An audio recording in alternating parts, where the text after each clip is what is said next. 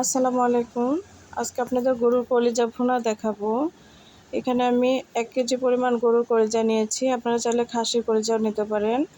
গরম পানির মধ্যে 5 মিনিট ভালো করে জাল করে নিয়েছি। এতে করে ভিতর থেকে যে রক্তগুলো থাকে এগুলো বের হয়ে আসবে।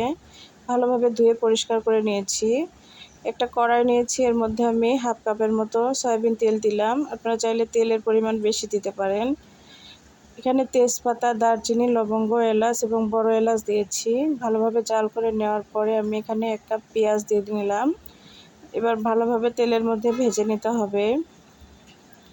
1.5 চামচ রসুন বাটা, 1.5 চামচ আদা বাটা এবং 1.5 চামচের মতো জিরা বাটা দিয়ে নিলাম। নিয়ে এবার তেলের মধ্যে ভালোভাবে কষিয়ে নিব।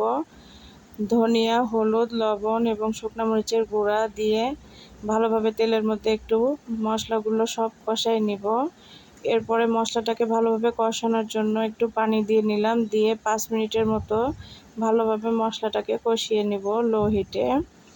মশলাটা যত ভালোভাবে কষিয়ে নেবেন রান্নাটা খেতে তত ভালো লাগবে। এবার কলিজাগুলো আমি এখানে দিয়ে নিলাম। ভালো কথা, এখানে আমি শুধু কলিজাই দিইনি, অল্প কিছুটা ফেফসা বা ফেফড়া, জানি না আপনারা কি বলেন, ফুসফুস যেটাকে বলে, সেটা আমি এখানে দিয়েছি। এটাকে এবার ভালো করে আমি কষিয়ে নিব। 5 মিনিটের মতো কষিয়ে নিব পানি ছাড়াই। এরপরে আমি এখানে কলিজাটাকে কষানোর জন্য পানি দিয়ে নিব। পানিটা দেওয়ার পরে 10 মিনিট জাল করে নিতে হবে ভালোভাবে ঢেকে। ঢাকনা উঠিয়ে একটু পর পর নেড়ে দিতে হবে। এতে করে মশলাগুলো সব কলিজার মধ্যে ভালোভাবে ঢুকে যাবে।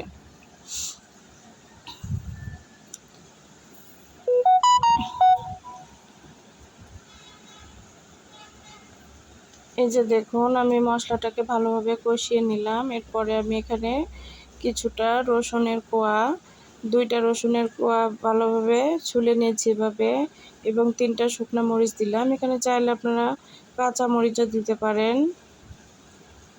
এবার এখানে আমি ঝোলের জন্য পানি ব্যবহার করব। পানিটা দিয়ে নিলাম। এবার ভালোভাবে 10 থেকে 15 মিনিটের মতো জাল করে নিতে হবে এবং নামানোর আগে কিছুটা গরম মশলা দিয়ে নিতে হবে বা জিরার গুঁড়ো, আপনারা যে যেটা খান দিবেন।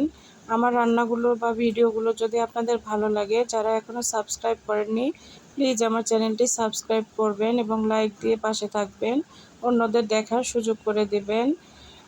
আমি আরও আপনাদের নিত্য নতুন অনেক ভিডিও আপনাদের উপহার দিব, দেখার আমন্ত্রণ রইল।